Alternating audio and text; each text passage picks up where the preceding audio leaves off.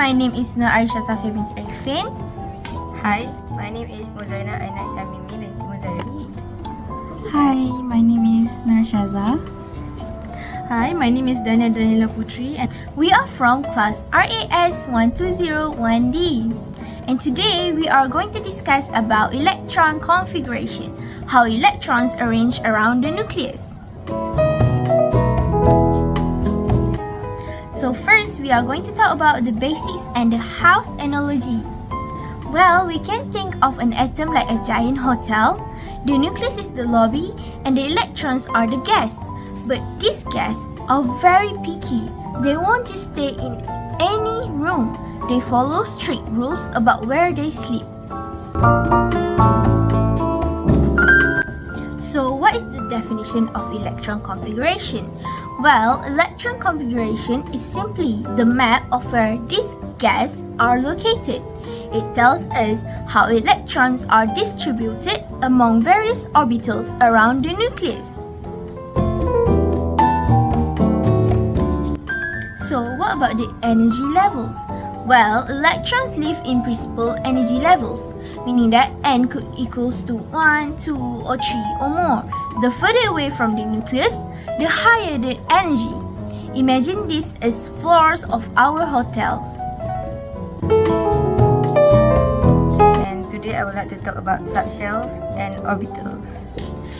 The subshells on each floor, which is energy level, there are different types of rooms called subshells. We label them as S, P, D and F letter. Then room capacity. S subshells have 1 orbital and hold 2 electrons. P subshells have 3 orbitals and hold 6 electrons. Then D subshells have 5 orbitals and hold 10 electrons. And the last one, F subshells have 7 orbitals and hold 14 electrons.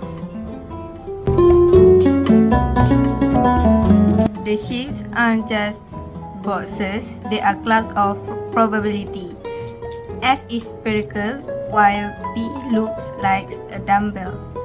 Then D mostly look like 4 leaf clover, and F have even more loops and are very difficult to visualize without 3D models.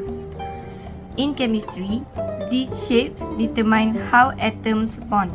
When 2 atoms get close to each other, their probability clouds overlap. If shapes don't align correctly, they can share electrons to form a bond. That's all from me. Thank you. Next, the rule maker. I will explain how we decide which electron goes where. Rule number 1. The Aufbau principle. Electrons are lazy. They fill the lowest energy levels first before moving to higher ones. You start at 1s, then 2s, then 2p, and so on. Rules number 2. Pauli exclusion principle. Each orbital can hold a maximum of 2 electrons, and they must have opposite spins. Think of it as 2 roommates who have to sleep head to toe. Rules number 3. Hans rule. When filling P, D or F orbitals, electrons prefer to have their own room before they start pairing up. They won't double up until every orbital in that subshell has at least 1 electron. and I'll be explaining on how to write it and why does this matters. Let's look at magnesium as an example. It contains 12 electrons, which mean the configuration would be 1s2, 2s2, 2p6, and 3s2.